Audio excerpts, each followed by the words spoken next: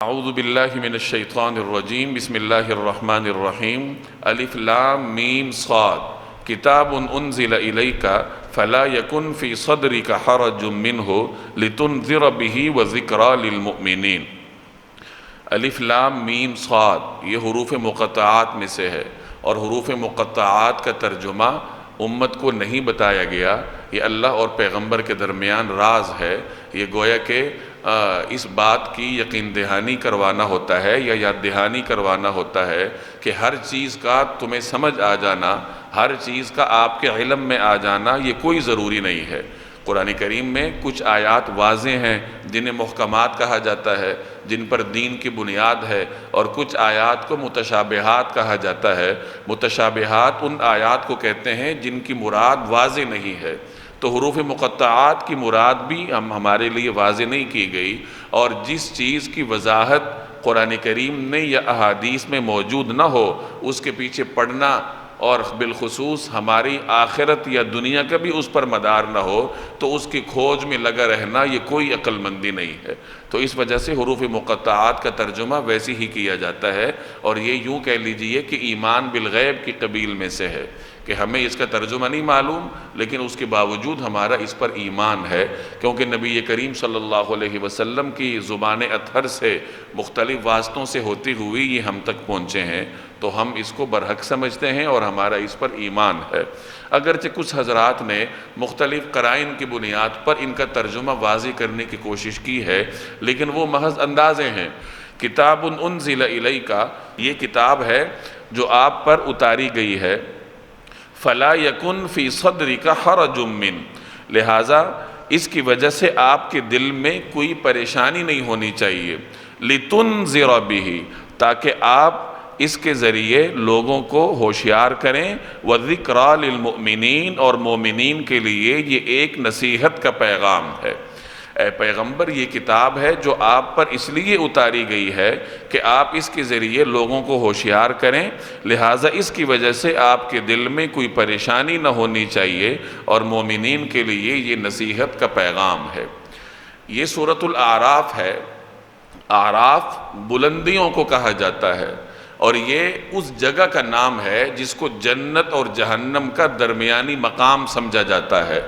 جن بندوں کے نامہ اعمال میں نیکیاں غالب آ جائیں گی ان کے لیے جنت کا فیصلہ ہوگا، جن کے نامہ اعمال میں برائیاں غالب آ جائیں گی ان کے لیے جہنم کا فیصلہ ہوگا، اور جن کی نیکیاں اور برائیاں برابر ہوں گی تو انہیں اعراف میں رکھا جائے گا۔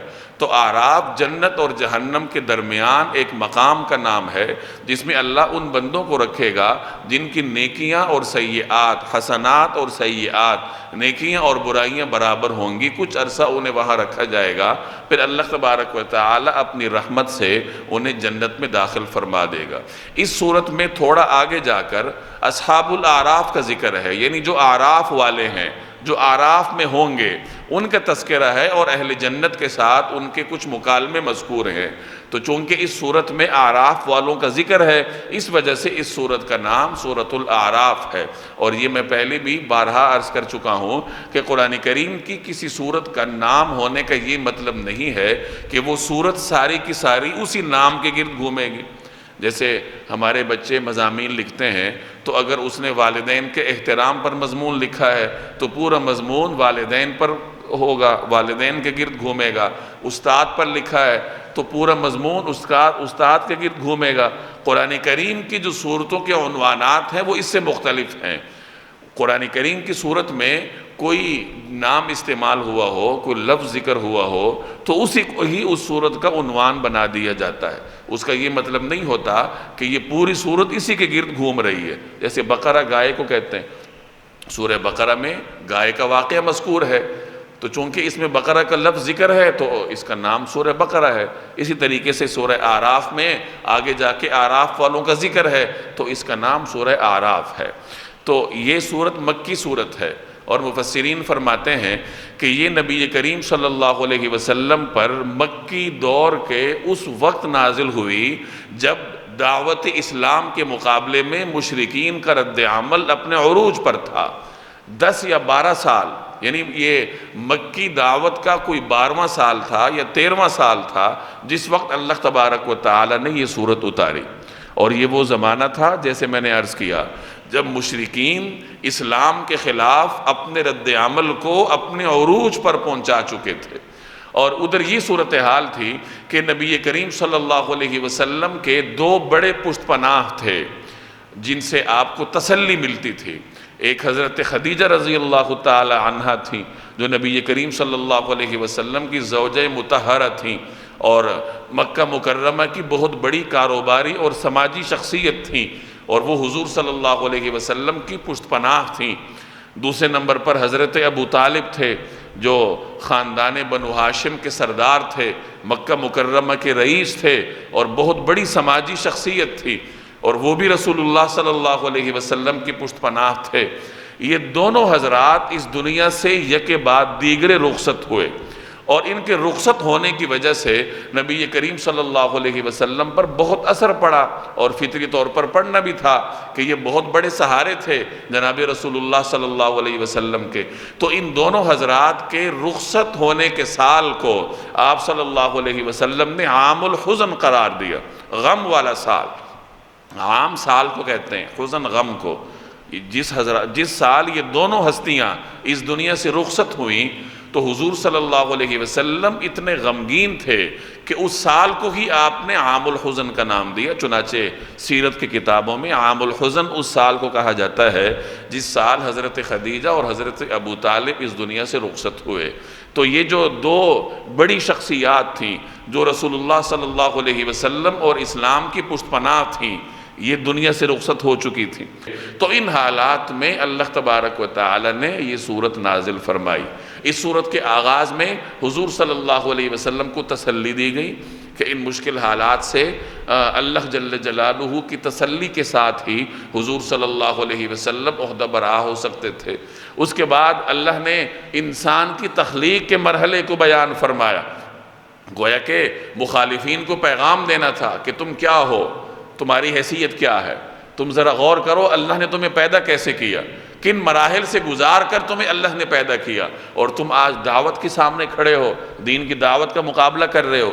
اس کے بعد اللہ نے شیطان کے راندہ درگاہ ہونے کے مرحلے کو بیان کیا، چونکہ جو شخص دعوت کے مقابلے میں کھڑا ہوتا ہے وہ شیطان کے زیر اثر ہوتا ہے، اور شیطان کیسے بنا؟ وہ ایک مقبول بندے سے، مقبول جن سے راندہ درگاہ تک کیسے پہنچا، وہ مراحل اللہ تبارک و تعالی نے بیان فرمائے۔ اور اس کے بعد انبیاء کی تاریخ کا بیان ہے، مختلف انبیاء علیہ السلام کے حالات کا ذکر ہے، حضرت نوح علیہ السلام، حضرت ہود علیہ السلام، اور مختلف حضرت شعیب علیہ السلام۔ تو اس طریقے سے مختلف انبیاء کی تاریخ کو اللہ تبارک و تعالی نے اس صورت میں بیان فرمایا تاکہ صحابہ کرام کے علم میں آئے کہ جن حالات سے ہم گزر رہے ہیں یہ نئے حالات نہیں ہیں، گزشتہ انبیاء کے متبعین کو بھی ان کا سامنا کرنا پڑا ہے۔ تو یہ اس سورت کا مختصر خاکہ ہے۔ اب دیکھیے، کتاب انزل الیک، یہ کتاب آپ کی طرف نازل کی ہے، اتاری گئی ہے، اس لیے کہ فلا یکن فی صدرک حرج منہ، کہ آپ اس کی وجہ سے اپنے سینہ اطہر میں کوئی بوجھ محسوس نہ کریں، کوئی پریشانی محسوس نہ کریں۔ اور یہ کیوں نازل ہوئی؟ لتنذر بہ، تاکہ آپ اس کے ذریعے لوگوں کو ڈرائیں، لوگوں کو خبردار کریں، ہوشیار کریں۔ وَذِكْرَى لِلْمُؤْمِنِينَ، اور مومنین کے لیے یہ کتاب ایک نصیحت ہے۔ تو قرآن کریم کا نازل ہونا یہ جناب نبی کریم صلی اللہ علیہ وسلم کے لیے ایک تسلی کا سامان تھا۔ قرآن کریم کے نزول کا مقصد یہ نہیں تھا کہ مشقت میں اضافہ ہو جائے، بلکہ مشقت میں کمی کرنا مقصود تھا۔ تو فرمایا کہ آپ اس کی وجہ سے اپنے سینہ اطہر میں کوئی بوجھ محسوس نہ کریں۔ جیسے میں نے عرض کیا کہ وہ زمانہ ایسا تھا کہ رسول اللہ صلی اللہ علیہ وسلم 10-11 برس تک تبلیغ کا فریضہ ادا فرما چکے تھے۔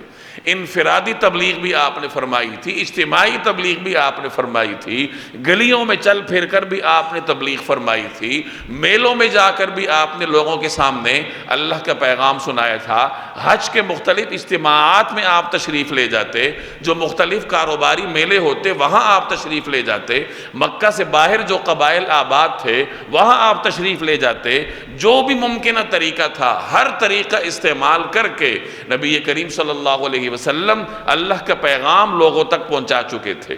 لیکن اس کے باوجود بہت کم لوگ مسلمان ہوئے تھے، اکثر لوگ اس دعوت کا انکار کر رہے تھے، بالخصوص جو طاقتور لوگ تھے، جو سردار تھے، جو رؤساء تھے، جو سرمایہ دار تھے، وہ اس دعوت کے مقابلے میں کھڑے تھے۔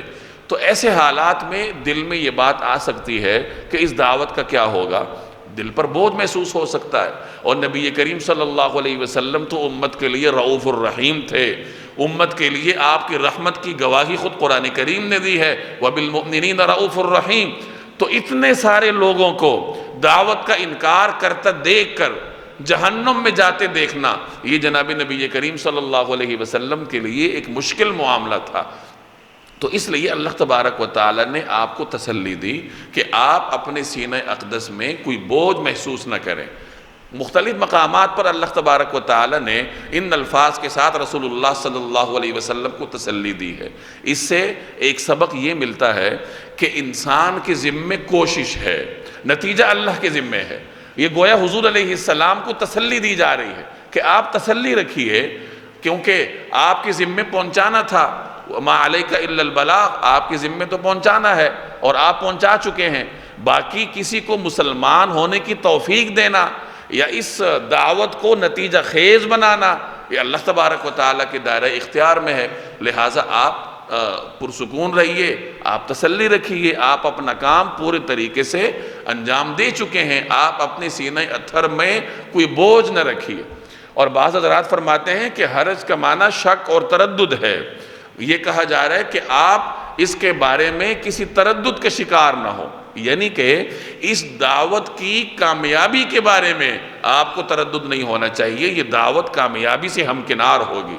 جب دیکھا گیا کہ بہت کم لوگ دین کی طرف آ رہے ہیں اور اکثر جو طاقتور طبقہ ہے وہ دین کا منکر ہے، تو ایسے حالات میں یہ خیال آ سکتا تھا کہ یہ دعوت کامیابی سے ہمکنار ہوگی یا نہیں، تو اللہ کی جانب سے تسلی دی گئی کہ یہ کامیاب ہوگی۔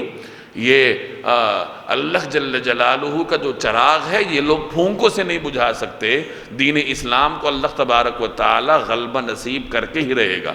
تو یہ رسول اللہ صلی اللہ علیہ وسلم اور اللہ کے درمیان ایک تعلق کا اظہار ہے کہ آپ صلی اللہ علیہ وسلم اللہ کے حبیب ہیں، اور جب روئے زمین پر حضور صلی اللہ علیہ وسلم کسی مشکل کا شکار ہوتے ہیں اور اس مشکل کے اثرات آپ کے قلب اطہر تک پہنچتے ہیں، تو اللہ تبارک و تعالی آپ کو تسلی دیتے ہیں کہ اے حبیب تسلی رکھیے اور آپ کی یہ دعوت کامیابی سے ہمکنار ہو۔ اس سے ہمیں عملی زندگی میں سبق ملتا ہے کہ ہمارے ذمے پیغام پہنچانا ہے۔ ہم میں سے بہت سارے لوگ اپنی اولاد کو سمجھا کر مایوس ہو جاتے ہیں کہ بچے بات ہی نہیں مانتے، دوستوں کو سمجھا کر مایوس ہو جاتے ہیں کہ بات ہی نہیں سنتے، محلے میں کام کر کے مایوس ہو جاتے ہیں کہ بات ہی نہیں سنتے۔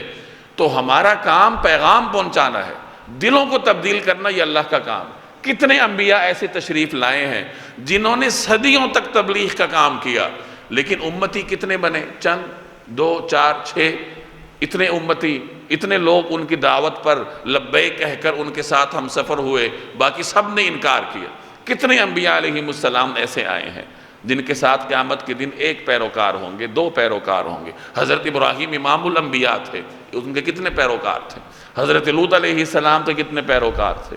حضرت شعیب کے کتنے پیروکار تھے؟ تو یہ سارے وہ اولو العزم انبیاء علیہ السلام تھے جنہوں نے طویل زمانے تک تبلیغ کا کام کیا، لیکن ان کی تبلیغ پر لبیک بہت چند کم لوگوں نے کہا۔ اس کا مطلب یہ ہے کہ انبیاء علیہ السلام کے ذمے دعوت دینا تھا، اور انبیاء کے جو ورثاء ہیں، یعنی جو میں اور آپ کلمہ گو ہیں، تو ہمارے ذمے بھی یہی کام ہے کہ ہم نے دعوت کا کام کرنا ہے، ہم نے چلتے پھرتے اٹھتے بیٹھتے لوگوں کو اللہ کے دین کی طرف بلانا ہے، اپنے گھر والوں سے شروع کرنا ہے، اور آہستہ آہستہ اس حلقے کو آگے پہنچانا ہے۔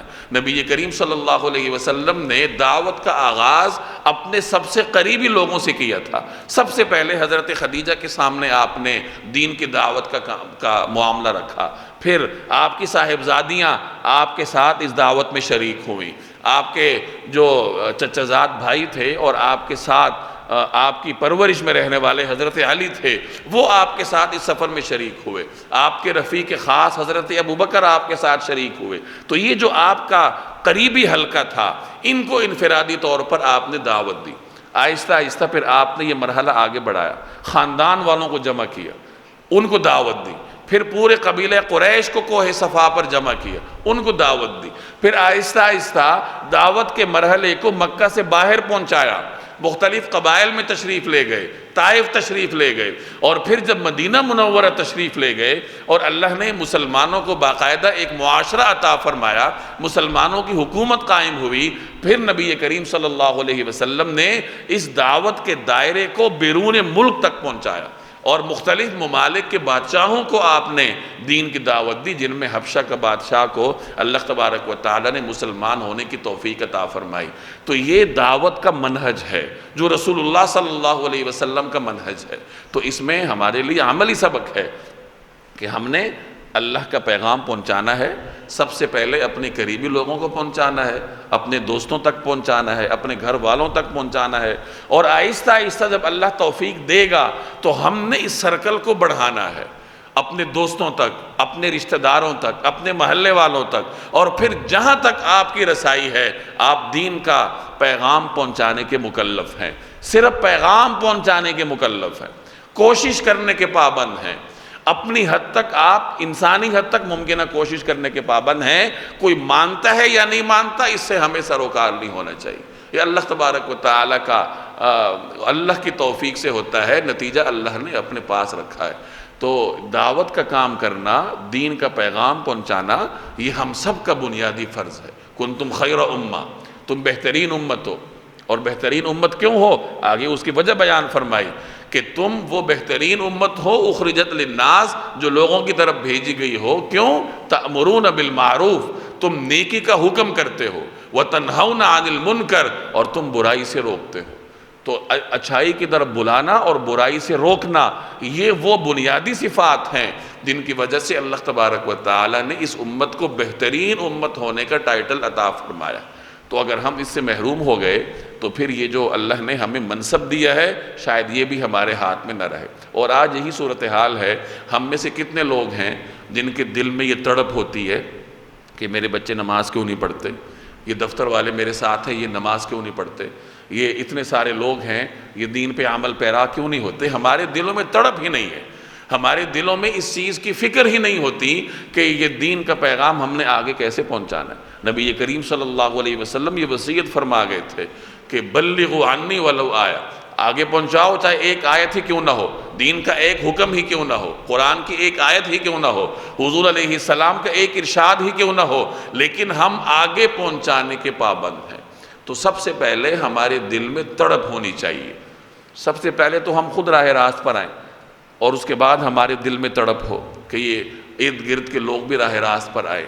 لیکن میں اکثر عرض کرتا رہتا ہوں کہ اس تڑپ کا یہ مطلب نہیں ہے کہ ہم دوسروں کو حقیر سمجھنے لگ جائیں کہ میں تو مسجد میں بیٹھا ہوں اور وہ لوگ بازار میں پھر رہے ہیں، وہ کم حقیر لوگ ہیں، میں تو بڑا اعلیٰ ہوں، میں تو اللہ کا پسندیدہ ہوں۔ اگر یہ خیال دل میں آیا تو یہ تکبر ہے اور یہ لے ڈوبے گا۔ شیطان کیوں بنا؟ تکبر کی وجہ سے۔ تو یاد رکھیے انسان جتنا دین پر عمل کرتا ہے اتنی ہی اس میں عاجزی پیدا ہونی چاہیے کہ نہ جانے اللہ کے ہاں یہ مقبول بھی ہے یا نہیں، کہیں ایسا نہ ہو کہ ہمارا یہ سارا کیا دھرا خالی رہ جائے اور اللہ کے ہاں یہ مقبول ہی نہ ہو۔ تو انسان کے دل میں خشیت ہونی چاہیے، اور جو آپ کے ساتھ اس نیک کام میں شریک نہیں ہے اس کے لیے دل میں تڑپ ہونی چاہیے، ہمدردی ہونی چاہیے، خیرخواہی ہونی چاہیے، نفرت نہیں ہونی چاہیے۔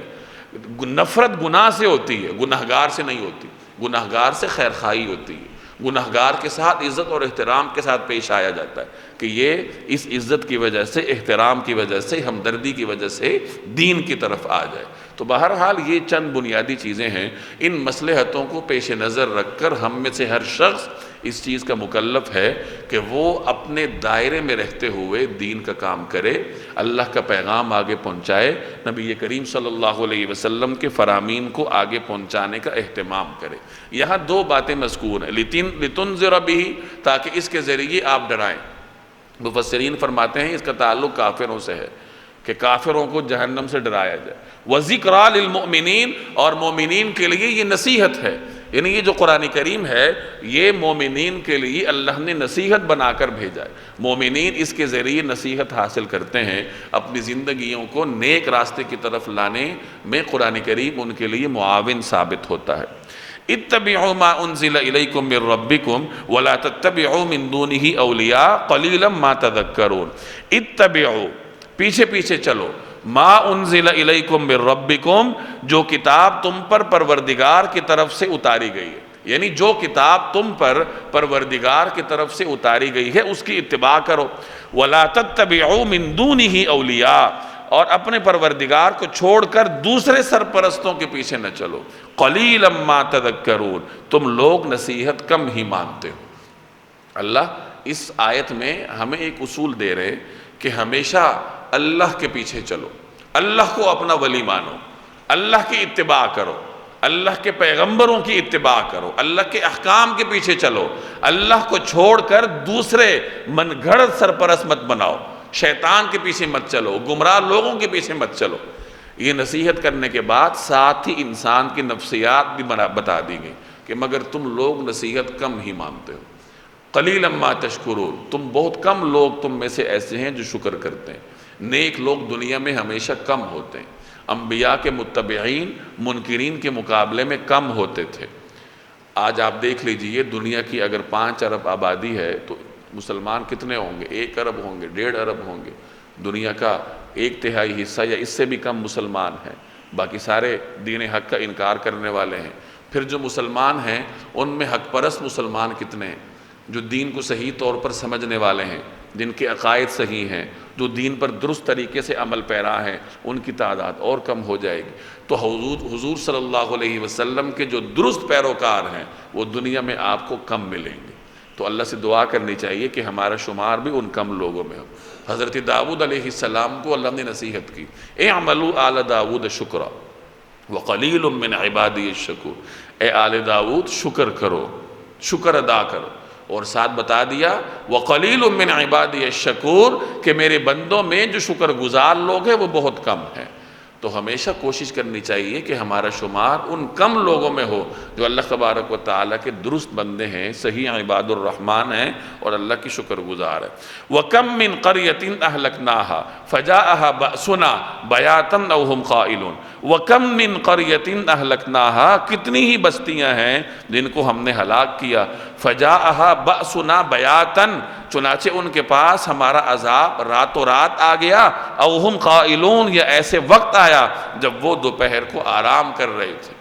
یہ منکرین کو بتانا ہے کہ تم دین حق کا انکار کر رہے ہو، اپنی تاریخ سے سبق حاصل کرو کہ تاریخ میں کتنی ہی ایسی اقوام گزری ہیں جو بڑی طاقتور تھیں، جو بڑی مہذب تھیں، لیکن وہ جب دین کے سامنے کھڑی ہوئی، جب انہوں نے دعوت کا انکار کیا تو اللہ نے انہیں راتوں رات میں لیامیٹ کر دیا۔ اللہ نے انہیں ایسے وقت ہلاک کیا جب وہ بڑے آرام سے دوپہر کو آرام کر رہے تھے، اور اس وقت اچانک ان کو عذاب نے آ لی۔ اللہ کو عذاب دینے کے لیے فوج بھیجنے کی ضرورت نہیں ہوتی۔ جیسے سورہ یاسین کے دوسرے رکوع میں اللہ تبارک و تعالیٰ فرماتے ہیں کہ ہمیں اس قوم کو ہلاک کرنے کے لیے کسی فوج کی ضرورت نہیں تھی، کسی لشکر کی ضرورت نہیں تھی۔ اللہ کے حکم سے اشارہ ہوتا ہے، چیخ آتی ہے، کوئی آواز آتی ہے، یا فرشتہ اپنے پروں پر وہ زمین اٹھا لیتا ہے اور ان کو اوندھے منہ کر دیا جاتا ہے، اور لمحوں میں قوم ساری کی ساری ملیا میٹ ہو جاتی۔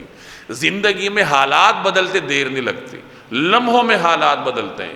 خاص کر آج کل کے مشینی دور میں آپ ہنسی خوشی سفر کر رہے ہوں گے، آرام دہ گاڑی میں ہوں گے، بڑے ہی عیش و عشرت میں ہوں گے، اے سی چل رہا ہوگا، کھا پی رہے ہوں گے اور اپنی مستیوں میں مگن ہوں گے، لمحوں میں ایکسیڈنٹ ہوتا ہے، اور اللہ معاف کرے ایک بھی آ جاتی، بہت ساری ویڈیوز ایسی آتی ہیں جن میں نوجوان خرمستیوں کے عالم میں سفر کرتے ہیں اور لمحوں میں ان کا ایکسیڈنٹ ہوتا ہے اور اللہ کو پیارے ہو جاتے ہیں، اور وہ ویڈیو بن کر قوم کے پاس آ جاتی ہے، لیکن ہم پھر بھی عقل کے ناخن نہیں لیتے۔ تو حالات بدلتے دیر نہیں لگتی، سڑک پر حالات بدل جاتے ہیں، انسان آرام سے گھر میں ہوتا ہے، زلزلہ آ جاتا ہے، ہارٹ اٹیک ہو جاتا ہے۔ آج کل کتنی بیماریاں ایسی ہیں جن میں ایک زندہ سلامت انسان آپ کے سامنے ہنستا کھیل رہا ہے اور ایک لمحے کے اندر اندر وہ گر جاتا ہے اور اللہ کو پیارا ہو جاتا ہے۔ تو آج کل کے ماحول میں تو ان آیات کو سمجھنا بڑا آسان ہے اگر انسان غور و فکر سے کام لے۔ کتنی ہی ایسی بستیاں ہیں جن کو ہم نے ایسے وقت میں ہلاک کیا جب وہ رات کو آرام کر رہے تھے یا دوپہر کو آرام کر رہے تھے، یعنی ان کے وہم و گمان میں نہیں تھا، وہ خطرے سے بے نیاز تھے تو سو رہے تھے۔ انسان خطرے کا شکار ہو پھر وہ کہاں سوتا ہے، کہاں اس کو نیند آتی؟ جب آدمی مطمئن ہوتا ہے پھر ہی وہ خواب خرگوش کے مزے لیتا ہے۔ تو وہ آرام سے سو رہے تھے اور اچانک ان کے حالات بدل گئے، ان پہ عذاب آ گئے۔ تو ہمیشہ ان حالات سے ڈرنا چاہیے اور انتظار نہیں کرنا چاہیے کہ میں دین پر اس وقت عمل کروں گا جب میرا زندگی کا فلاں سٹیج آ جائے یا میرا فلاں مرحلہ آ جائے۔ موت آنے میں کون سی دیر لگتی ہے؟ بچے کو بھی آتی ہے، جوان کو بھی آتی ہے، لڑکے کو بھی آتی ہے، بوڑھے کو بھی آتی۔ تو کبھی بھی تاخیر نہیں کرنی چاہیے، نہ توبہ میں تاخیر کرنی چاہیے، نہ نیک راستے پر چلنے میں تاخیر کرنی چاہیے، اور نہ ہی اس میدان میں ادھار کا کام کرنا چاہیے۔ یہ نقد کا میدان ہے، نماز فوراً پڑھو، نہ جانے اگلی نماز کا وقت ملے یا نہ ملے، نیک کام فوراً کرو، نہ جانے اگلے لمحے نیک کام کی فرصت ملتی ہے یا نہیں۔ غالباً حضرت عبداللہ ابن عمر کے بارے میں یا کسی صحابی کے بارے میں آتا ہے کہ وہ جب کسی قبر کے پاس سے گزرتے تھے تو آگے جا کر 2 رکعت نماز پڑھتے تھے۔ تو کسی پوچھنے والے نے پوچھا کہ یہ آپ کا طرز عمل سمجھ میں نہیں آیا، تو انہوں نے فرمایا کہ اس قبر والے کے پاس مہلت نہیں ہے، یہ اب یہ 2 رکعت نہیں پڑھ سکتا، میرے پاس مہلت ہے تو میں اس مہلت سے فائدہ اٹھا رہا ہوں اور میں نفل پڑھ رہا ہوں، اپنے نامہ اعمال کو بڑھا رہا ہوں۔ تو جس طریقے سے انسان ایک کاروباری انسان پلس مائنس کر کے اپنے منافع کو بڑھانے کی فکر کرتا ہے، اسی طریقے سے ایک مومن کو اپنے نامہ اعمال میں نیکیاں بڑھانے پر غور کرنا چاہیے۔ فما كان دعواهم اذ جاءهم بأسنا الا ان قالوا انا كنا ظالمين۔ فما كان دعواهم، پھر ان کے پاس کہنے کو اور کچھ نہیں تھا، اذ جاءهم بأسنا، جب ان کے پاس ہمارا عذاب آیا، الا ان قالوا، سوائے اس کے کہ انہوں نے کہا انا كنا ظالمین، واقعی ہم ہی ظالم تھے۔ یعنی جب اللہ کا عذاب ان کے پاس آیا اور لمحوں میں آیا، ایک لمحے نے ان کی حالت بدل دی، تو اس وقت ان کے پاس کہنے کو کچھ نہیں بچتا، وہ پھر یہی کہتے ہیں کہ ہم ظالم تھے اور اسی ظلم کی وجہ سے ہم پر عذاب آیا۔ اور یہ وہ مرحلہ ہوتا ہے جب انسان کی توبہ بھی مقبول نہیں ہوتی۔ حدیث میں آتا ہے ان اللہ یقبل توبۃ العبد ما لم یغرغر، اللہ تبارک و تعالی انسان کی توبہ کو قبول کرتا ہے جب تک وہ حالت غرغرہ میں نہ جائے۔ حالت غرغرہ سے مراد وہ حالت ہے جب انسان کی زندگی کے آخری لمحات ہوتے ہیں، جب اسے فرشتے نظر آنے لگتے ہیں جو جان نکالنے والے ہوتے ہیں، اس کی زبان تالو کے ساتھ چپک جاتی ہے، وہ بول نہیں پاتا، وہ دیکھ تو رہا ہوتا ہے لیکن کچھ بول نہیں سکتا، تو یہ حالت غرغرہ کی ہے، اور اس میں چونکہ مشاہدہ ہو جاتا ہے تو اس وقت توبہ کا دروازہ بند کر دیا جاتا ہے۔ اب اگر کوئی دین اسلام قبول کرے گا تو اس کا مسلمان ہونا معتبر نہیں ہے، جیسے فرعون تھا۔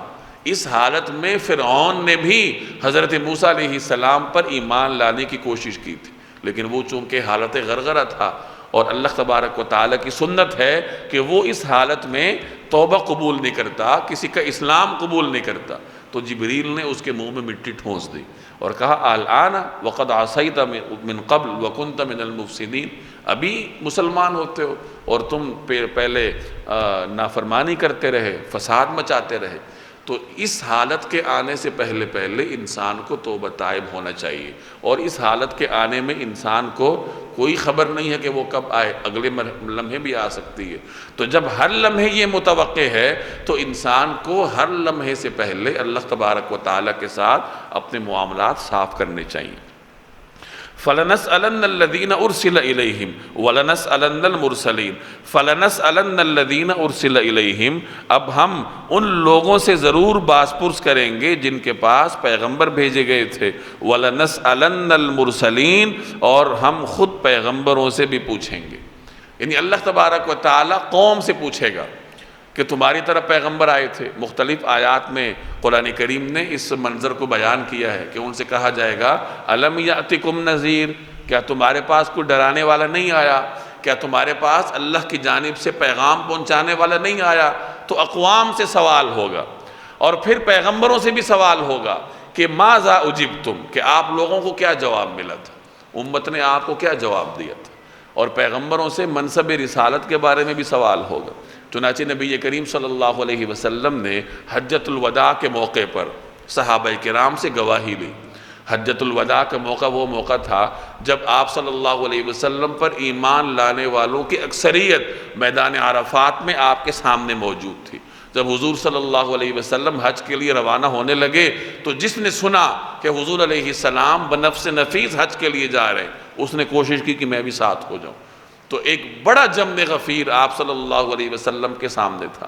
تو اس موقع پر آپ نے صحابہ کرام سے مخاطب ہو کر ارشاد فرمایا کہ انتم تسألون عنی، کہ تم لوگوں سے میرے بارے میں سوال ہوگا، تم کیا کہو گے؟ تو صحابہ کرام نے یک زبان ہو کر عرض کیا کہ ہم نشہد، ہم یہ گواہی دیں گے کہ انکا ادیت الامانہ وبلغت الرسالہ ونصحت الامہ، کہ ہم یہ گواہی دیں گے کہ آپ نے امانت پہنچا دی، اللہ کا پیغام پہنچا دیا، رسالت ہم تک پہنچا دی، اللہ کا پیغام پہنچا دیا، اور امت کی نصیحت کا کام آپ نے انجام دیا، ہم یہ گواہی دیں گے۔ پھر آپ صلی اللہ علیہ وسلم نے آسمان کی طرف انگلی اٹھا کر فرمایا اللہم اشہد، اللہم اشہد، کہ یا اللہ گواہ ہے۔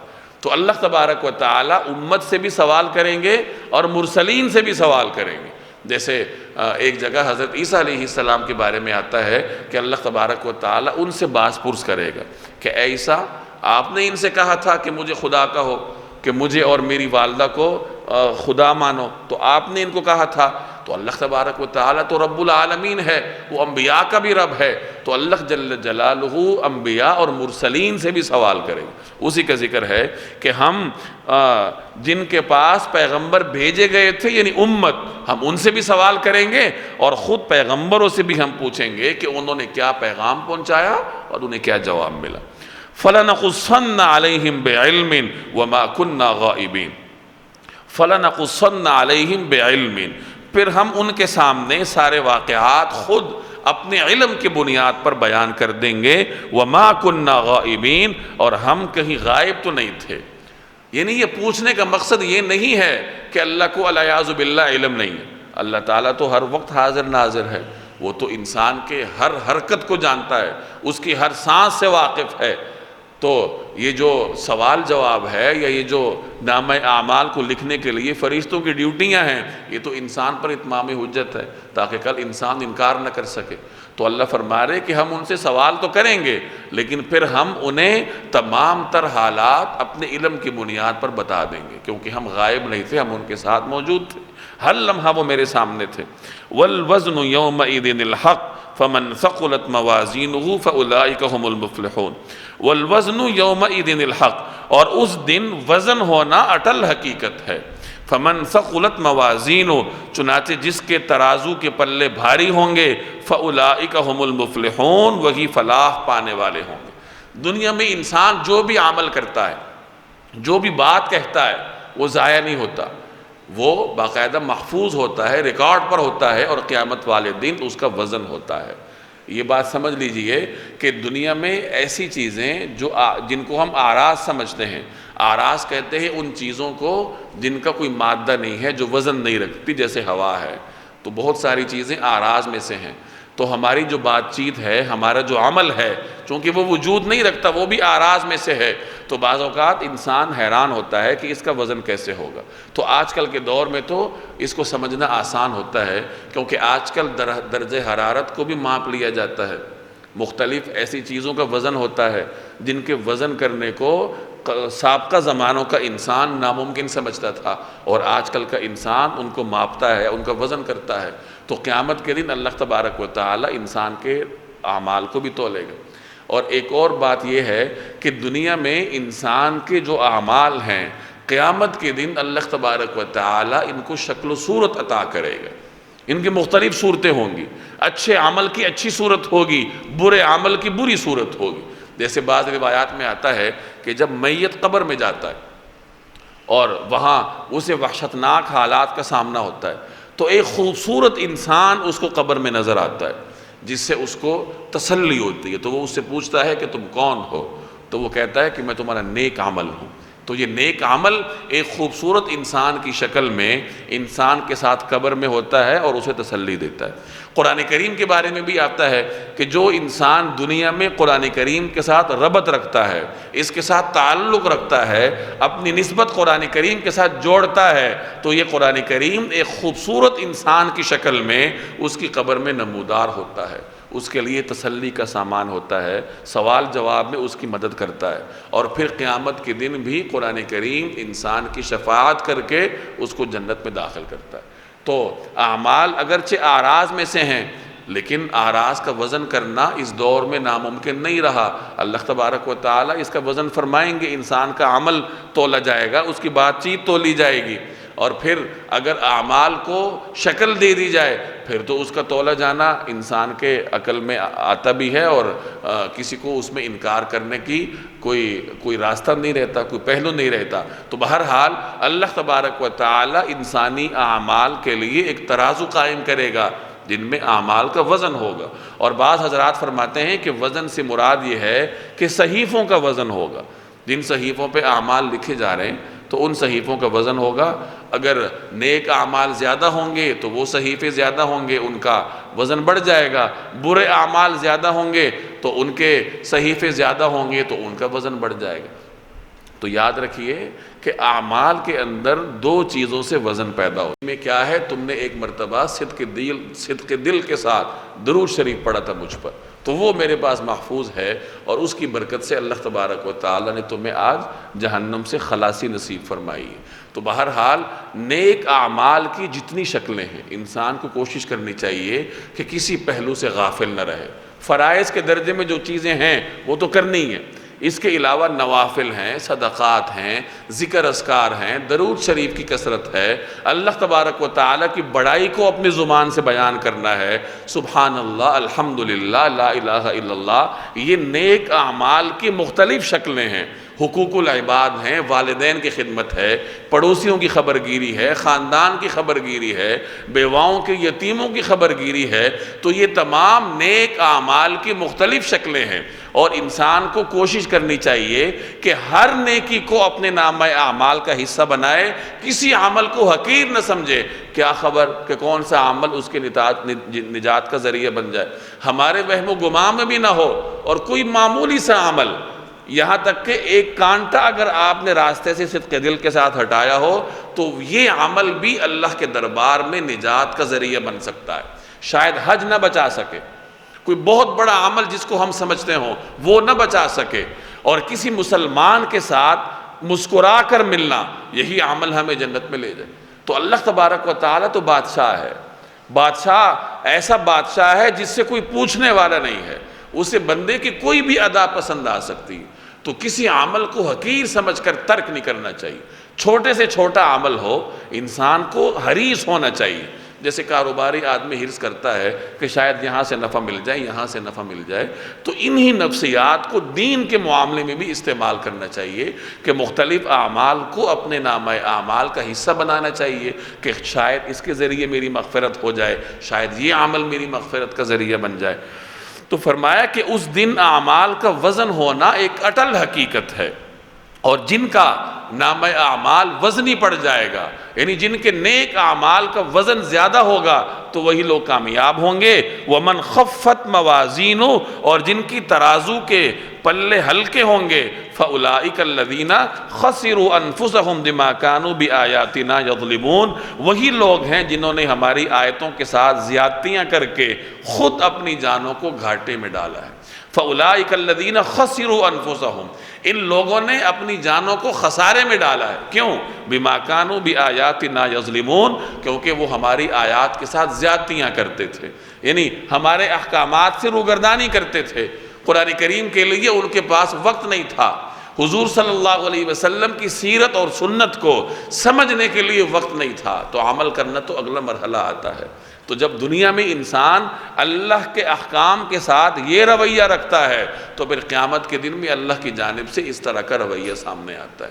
جیسے ایک جگہ قرآن کریم بڑی وضاحت کے ساتھ کہتا ہے کہ من اعرض عن ذکری، کہ جو شخص میرے ذکر سے منہ موڑے گا فإن له معیشۃ ضنکا، میں اس کی زندگی تنگ کر دوں گا۔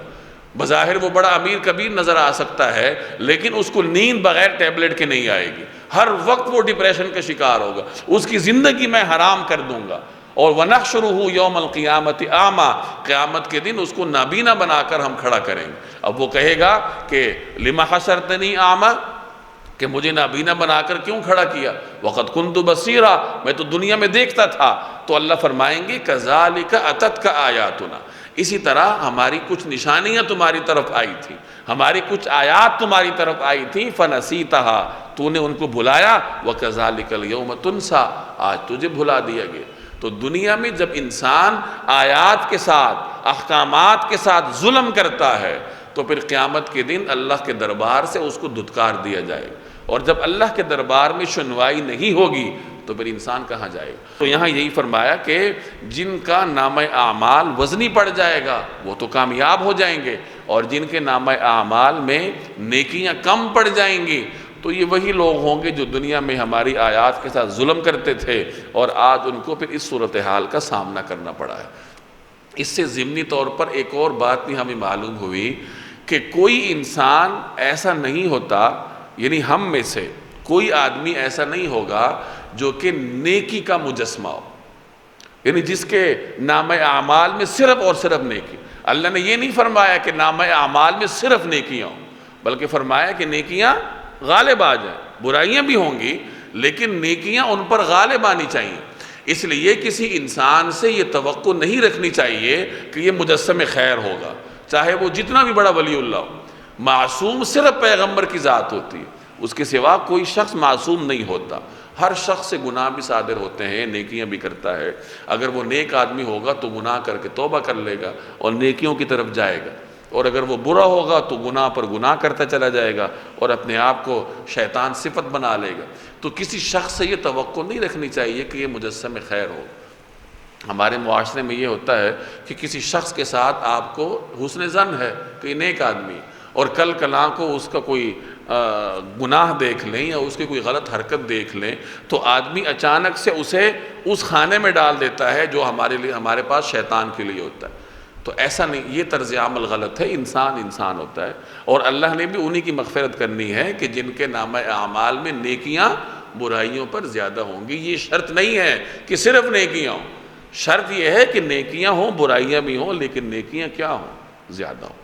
تو آدمی کو کوشش کرنی چاہیے کہ میرا خیر میرے شر پر غالب آ جائے، اور شر کسی نہ کسی طریقے سے میری ذات سے کم ہوتا رہے یہاں تک کہ ختم ہو جائے۔ یہ محنت کرنے سے ہوتا ہے۔ وَلَقَدْ مَكَّنَّاكُمْ فِي الْأَرْضِ وَجَعَلْنَا لَكُمْ فِيهَا مَعَائِشَ قَلِيلًا مَا تَشْكُرُونَ۔ وَلَقَدْ مَكَّنَّاكُمْ فِي الْأَرْضِ، اور کھلی بات ہے کہ ہم نے تمہیں زمین میں رہنے کی جگہ دی۔